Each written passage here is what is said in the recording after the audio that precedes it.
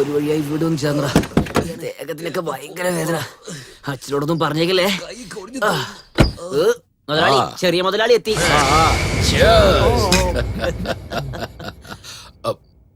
സോമ, ഒരെണ്ണം ഒഴിച്ചങ്ങ് അടിക്കേ. അതൊന്നും വേണ്ടത്. കുഴപ്പമില്ലെന്നേ, ഒരു കമ്പനിക്ക്. നിർബന്ധിക്കണ്ട അങ്ങൂന്ന്. അത് ശരി, അപ്പൊ നീ ആള് കൊള്ളാലോ. ഡാ മോനെ, നിന്നോട് ഇങ്ങോട്ട് വരാൻ എന്തിനാ പറഞ്ഞതെന്ന് അറിയോ? എന്തിനാ? ഒരു പെണ്ണിനെ റേപ്പ് ചെയ്യാൻ. പിതാവ് മോനോട് പറയേണ്ട കാര്യമാണോ ഇത്? അച്ഛൻ പറഞ്ഞത് കേട്ട് ശ്രീരാമൻ തന്നെ കാട്ടിലേക്ക് പോയില്ലേ? അങ്ങനെയുള്ളപ്പോ നിങ്ങൾ പറഞ്ഞ ഞാൻ കേൾക്കാണ്ടിരിക്കോ? ആ പെണ്ണാരത്? I mean, who is that girl? പറയാം, വന്നേ. അതിന് മുമ്പ് എനിക്ക് നിന്നോട് ഒരു പ്രധാനപ്പെട്ട കാര്യം പറയാനുണ്ട്. ഈ റേപ്പിന്റെ വിലയുണ്ടല്ലോ, 400 ഏക്കർ പറമ്പും അതുകൂടാതെ കോടിക്കണക്കിന് സ്വത്തും പിന്നെ ഇച്ചിരി ക്യാഷും. 400 ഏക്കറോ? എന്താ നിനക്ക് വിശ്വാസം വരുന്നില്ലേ? കാര്യം കഴിഞ്ഞതും അവളുടെ വയറങ്ങോട്ട് വീർക്കില്ലേ, അപ്പൊ അവളുടെ തന്ത വന്ന് എന്റെ കാലിൽ വീഴും. അപ്പൊ ഞാൻ അവനോട്, ദാ നോക്ക്, നിന്റെ സ്വത്ത് മുഴുവനും എന്റെ പേരിൽ എഴുതുകയാണെങ്കിൽ എന്റെ മോൻ നിന്റെ മകളുടെ കയ്യും പിടിക്കും, കല്യാണം നടക്കുമെന്നങ്ങ് തെളിച്ച് പറയും. എന്തേ? ലോകത്തിൽ എന്റെ അപ്പനെ പോലൊരു അപ്പൻ വേറെ ഇല്ല. നിന്നെ പോലെ ഒരു മകനും ഉണ്ടാവില്ല. ഇങ്ങനത്തെ കുടുംബം ലോകത്തിൽ ഉണ്ടാവില്ല. ഡാഡി, ഞാൻ ഇപ്പൊ തന്നെ പോയി ആ പണി കഴിച്ചിട്ട് വരട്ടെ. അങ്ങനെ നീ അങ്ങ് ധൃതിപ്പെട്ടാലോ? എടാ മോനെ, ആദ്യം നീ റെഡിയാവ്. അവളുടെ അഡ്രസ്, അങ്ങോട്ട് എങ്ങനെ പോകണം, അവൾ എവിടെ കിടക്കും, എല്ലാം നമ്മുടെ സോമൻ എന്നോട് പറയും. അത് കേട്ടേച്ച് പോ. ഈ ദിവസങ്ങളൊക്കെ ഞാൻ കമ്മീഷന് വേണ്ടി വേല ചെയ്തു. എന്നാ ഇപ്പൊ എന്തൊക്കെയുണ്ട് വിശേഷം? സുഖമായിരിക്കുന്നു. ആരേത്? എനിക്ക് സുഖമാണ്. നിങ്ങൾക്ക് സുഖമാണോ? സുഖമായിരിക്കുന്നു. ഏതായി മുട്ടത്തല? ഇങ്ങോട്ട് നോക്കൂ വെങ്കടേഷ, നിങ്ങൾ രണ്ടുപേരും എന്ത് വേണമെങ്കിലും ഇവിടുന്ന് കഴിക്കാം. ഇല്ലേ, ഞാൻ കൊടുത്തോളാം. അയ്യോ, വളരെ സന്തോഷം. ആവശ്യമുള്ളത് വാങ്ങിച്ചു കഴിക്കാം. ഒരു മട്ടൻ ബിരിയാണി ഞാൻ പിന്നെ ഓർഡർ ചെയ്യാം. ഇനി തൊട്ട് ആ മുട്ടത്തലേ വന്നാ നന്നായിട്ട് ബഹുമാനിക്കണം.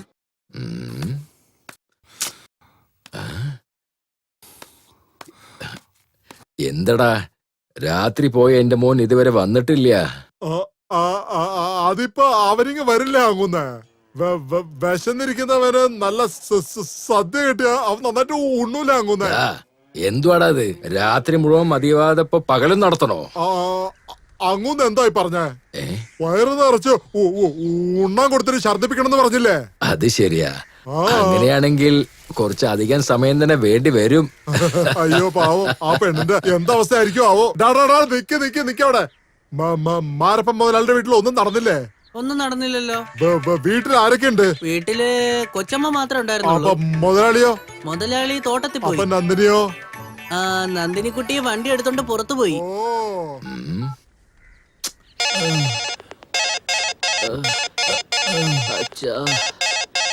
അയ്യോ, അങ്ങുന്നേ, അവിടെ ആരും ഇല്ലത്ര. അവിടുത്തെ മുതലാളിയല്ലേ വയലിലെ പണി നോക്കാൻ പോയി. നന്ദിനി വണ്ടി എടുത്തോണ്ട് വെളിയിൽ പോവുകയും ചെയ്തു. ആണോ? എന്തടാ, അവന്റെ ഫോൺ അടിച്ചോണ്ടിരിക്കണ്ട, പക്ഷെ എടുക്കുന്നില്ല. അത് രാത്രി മുഴുവൻ മോൻ വളരെ കഷ്ടപ്പെട്ടിട്ടുണ്ടാവും. അതുകൊണ്ട് ക്ഷീണമായിട്ട് കിടക്കായിരിക്കും. ഹലോ, എടാ നീ എവിടെയാ? നീ ജീവനോട് ഉണ്ടോന്ന് ചോദിക്കുന്നത് വിട്ടിട്ട് എവിടെയാണ് ഉള്ളതെന്ന് ചോദിക്കുന്നത് ന്യായമാണോ അച്ഛാ? ഡാ, എന്താ സംഭവിച്ചതെന്ന് തെളിച്ച് പറ. ഞാൻ അവളുടെ വീട്ടിലേക്ക് പോയിരുന്നു. അയ്യോ, നല്ല ഭംഗിയായിട്ട് കിടക്കുന്നു. അയ്യോ, ഇതാ വരുന്നു. ഇതൊക്കെ എങ്ങനെ സഹിക്കൂ?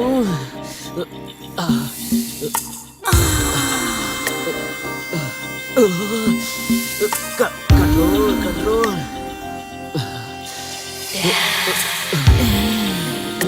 കാലിന് ഇത്ര ഭംഗിയുണ്ടെങ്കിൽ അവളുടെ മുഖം എങ്ങനെ ഉണ്ടാകും? ആദ്യം മുഖം നോക്കട്ടെ.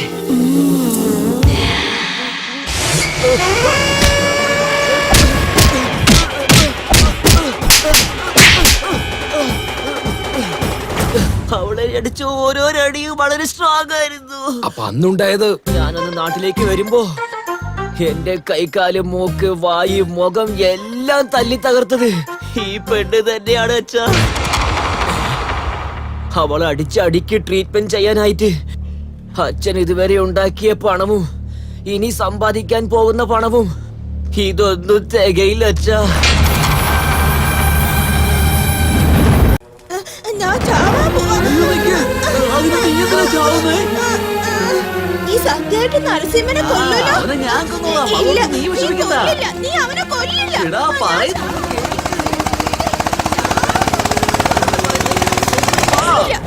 എന്തായി ചെയ്യുന്നേ? താഴെ വീഴും, ഇറങ്ങ താഴെ. നന്ദിനി, നിനക്ക് കൊല്ലാൻ പറ്റും നരസിംഹനെ? നോക്ക്, നരസിംഹനെ ഞാൻ കൊല്ലാം, നീ താഴെ ഇറങ്ങി വാ. സത്യമായിട്ട് ഞാനല്ലേ പറയുന്നത്, ഞാൻ അയാളെ കൊല്ലാം, നീ താഴെ ഇറങ്ങി വാ. കൊല്ലാന്ന് പറഞ്ഞാ ഞാൻ ഇറങ്ങും. ഞാൻ പറയുന്നത് കേക്ക്, നീ വാ. കൊല്ലണം. നരസിംഹനെ ഞാൻ കൊല്ലും. എടി നന്ദിനി, ഈ ഒരു പെണ്ണാണോ അതോ വല്ല രാക്ഷസിയാണോ? എന്തിനാ എന്റെ മോനെ എന്നെ തല്ലിയത്? നീ അവൻ അച്ഛനാണോ അതോ മാമനാണോ? നീ തന്നെ മോനെ ഒരു പെണ്ണിന്റെ അടുത്തേക്ക് അയക്കുന്നോ? ഏയ്, ആരാടി നീ? എന്തിനാ ചിരിക്കുന്ന? മറ്റുള്ളവരെ പറ്റിച്ച് ജീവിക്കണമെന്ന് കരുതുന്ന എല്ലാവരും വളരെ മോശം ആളുകളാ. എന്തോ നീ എന്താ അപ്പൊ വല്ല സത്യവതിയാണോ? ജനിച്ചത് ഒരുത്തനാണെങ്കിൽ അച്ഛാന്ന് വിളിക്കുന്നത് വേറെ ഒരുത്തനെ. ഇതൊക്കെ ആ കുടുംബത്തിനെ സ്വത്ത് അടിച്ചു മാറ്റാൻ വേണ്ടി ചെയ്യുന്നല്ലേ അല്ലേ? ഡ്യൂപ്ലിക്കേറ്റ്. എന്താ പറഞ്ഞേ? ഡ്യൂപ്ലിക്കേറ്റ് ഡ്യൂപ്ലിക്കേറ്റ് ഡ്യൂപ്ലിക്കേറ്റ് ഡ്യൂപ്ലിക്കേറ്റ് നീ. യെസ്, ഞാൻ ഡ്യൂപ്ലിക്കേറ്റാ. ഞാൻ ഇവിടെ വന്നത് തന്നെ നിന്റെ മാമന്റെ 400 ഏക്കർ ഭൂമി, സ്വർണം, കോടിക്കണക്കിന് പൈസ അതെല്ലാം നിന്റെ കൺമുമ്പിൽ നിന്ന് എടുത്തിട്ട് പോവും മാമാ. എടി, അങ്ങനെ വല്ല വിചാരം ഉണ്ടെങ്കിൽ നിന്നെ ഞാൻ ഇവിടെ തന്നെ കൊന്ന് കുഴിച്ചു മൂടും. നീ എന്നെ കൊന്നു കുഴിച്ചു മൂടണമെങ്കിൽ ചെയ്യ്. എന്നാ നിന്റെ ശരീരത്തിൽ ഒന്നും ഉണ്ടാവില്ല. ബിൻലാദനെ പോലെ സമുദ്രത്തിൽ കലങ്ങിപ്പോവും. കർമ്മം ചെയ്യാൻ പോലും ആളില്ലാതെ നീ ഒരു അനാഥ ശവമായി മാറും. എന്നടി പറഞ്ഞ നിന്നെ ഞാൻ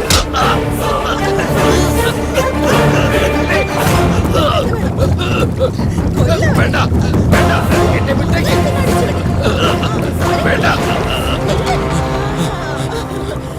മരണത്തെ പേടിയാണോ മാമ?